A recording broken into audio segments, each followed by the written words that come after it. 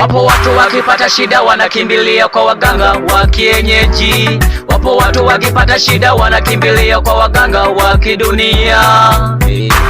Wanahangaika baba, wanahangaika kweli, wanahangaika na dunia, wanahangaika, wanahangaika baba, wanahangaika kweli, wanahangaika na dunia, wanahangaika. Wamezivunja amri 10 za Mungu, hawataki kuzifuata, wamezitupilia mbali.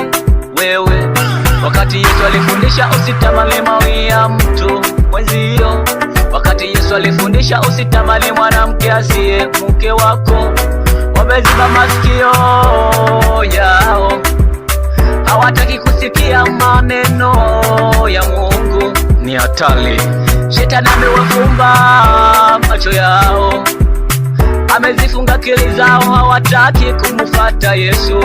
Wewe wapo watu wakipata shida wanakimbilia kwa waganga wa kienyeji.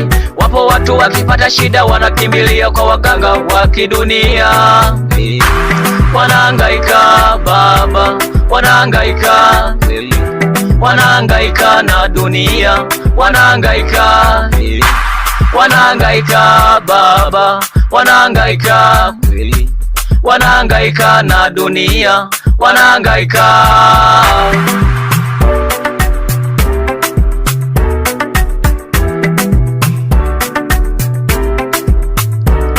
Wanafanya ndugu zao kama mtaji, wanafanya ndugu zao sehemu ya kupata pesa.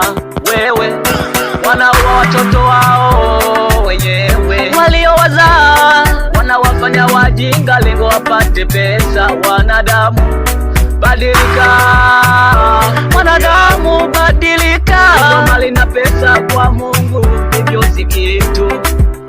Anachohitaji ni maisha yako wewe utengeneze. Ukimwomba nakwambia atakupa uzima wa milele. Wapo watu wakipata shida wanakimbilia kwa waganga wa kienyeji. Wapo watu wakipata shida wanakimbilia kwa waganga wa kidunia. Wanahangaika baba, wanahangaika kweli, wanahangaika na dunia, wanahangaika, wanahangaika baba, wanahangaika kweli, wanahangaika na dunia, wanahangaika.